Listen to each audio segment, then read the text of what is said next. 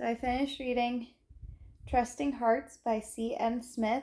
And the funny thing about this is, before I forget, this is from the Briar Mountain series.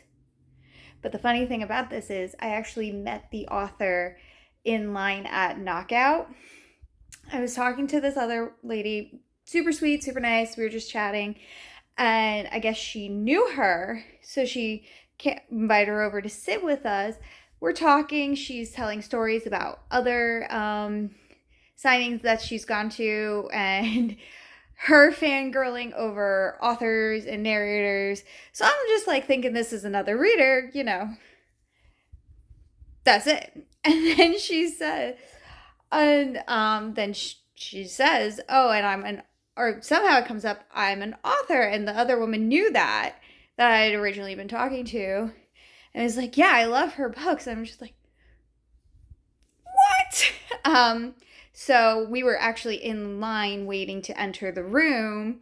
And I was like, okay, tell me what you've written. Small town romance, suspense. I'm like, I'm in.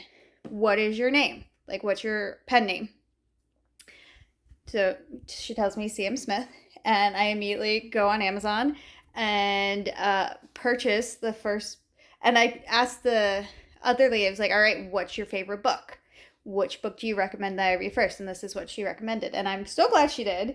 And I just think that's like a really crazy moment because even though she's an author, she was there as a reader. And it just like, authors are readers too, which is hilarious because the female main character in this, Abigail, is also a romance author and is also a big romance reader. So I thought that was nice. She is on a blind date that, let's just say, is not going well. And it doesn't help that the restaurant serves her pumpkin bread and she is allergic to pumpkins. So she ends up having to go to the hospital, and the EMT that comes to save her is Noah, who used to go to high school with her. She had a bit of a crush on him, but his girlfriend at the time, who then became his wife and is now his ex-wife, didn't really like her very much and quite often bullied her. So there was a lot. So he comes in, rescues her. They just kind of keep running into each other. As I said, the then girlfriend turned wife is now the ex-wife. There is a whole thing that goes along with that, which is wild to me. That happened. I'm not going to tell you anything about that. You're going to have to read for that. But yeah, overall, I did really, really enjoy this. It's very cute how, like, he's like, oh yeah, she's an author. And, like, everybody in town knows what her pen name is. And nobody's told him. So he's just like, yeah, she's writing books. Never read one. And it's like this whole big secret that they're kind of keeping from him until she tells him. It's quite hilarious.